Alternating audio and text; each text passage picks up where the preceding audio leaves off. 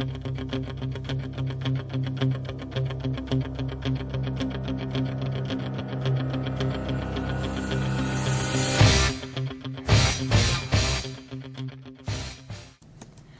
to Eye on the Tigers News. I'm Ashley Clement. Thanks again for joining us for the news we've been following for you. Republican Senator Susan Collins' decision to oppose the GOP push to repeal President Barack Obama's health care overhaul leaves the effort all but dead, with even party leaders conceded that their prospects are dismal.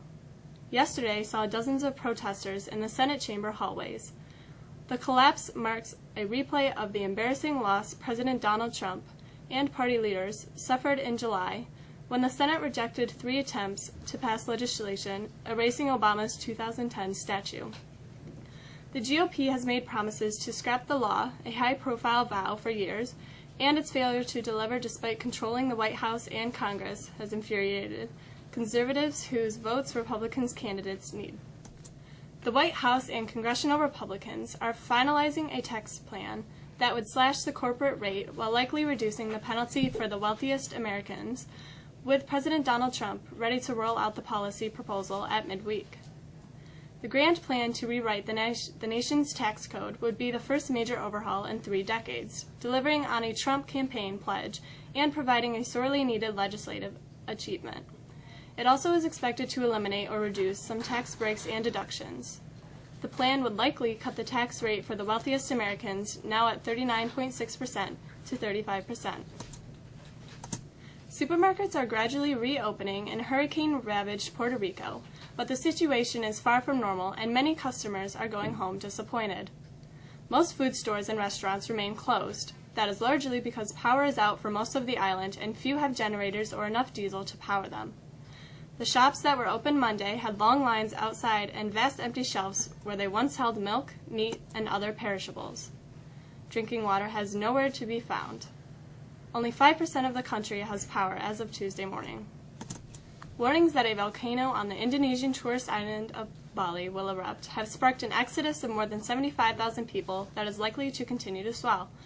Authorities have ordered the evacuation of villagers living within a high-danger zone that in place extends 12 kilometers or 7.5 miles from Mount Agung's crater.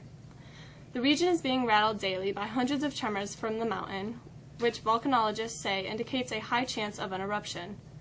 Mount Agung last erupted in 1963, killing about 1,100 people. The summer weather continues today. How long will it last? Here's Matt with the forecast.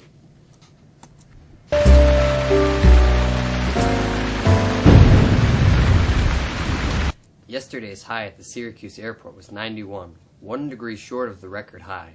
Today's high will reach 90 again, and it should be high enough to break the record of 89. We continue to see the jet stream to our north, allowing warm, humid air to our south to set up shop in the northeast.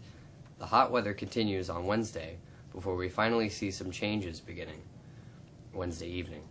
Cool air in the upper Midwest is poised to enter our area on Thursday, dropping our temperatures by nearly 30 degrees. Highs will remain in the low 60s through the end of the week into the weekend. But even as temps fall, we will continue to stay dry for the foreseeable future. Actually, long-range data doesn't suggest any wet weather systems for at the least the next week. Sports and politics rarely clash. Not the case this week. Here's Jolie with the news and sports.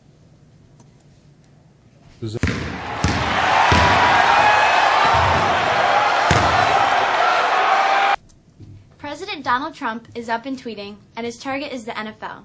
Trump says, quote, "Ratings for NFL football are way down except before game starts, when people tune in to see whether or not our country will be disrespected," end quote. He also says that booing at the Dallas game Monday night when the team dropped to its knees was the, quote, "loudest I have ever heard," end quote. Following a weekend of kneeling and protesting across the NFL, the Cowboys and their owner displayed their own version of unity Monday night by kneeling on the field before rising as a group before playing of the national anthem.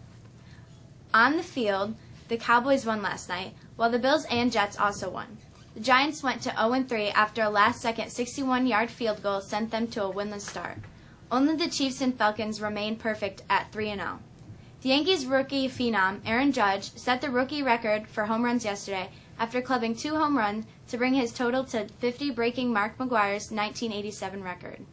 Lady Tigers soccer team dropped to 4-4-1 after 4-0 loss to state-ranked West Hill. Melissa Murray had 11 saves. Mexico golf was led by senior Zach Rivette's 42 as the Tigers held off Chittenango's 224-231 in boys golf action.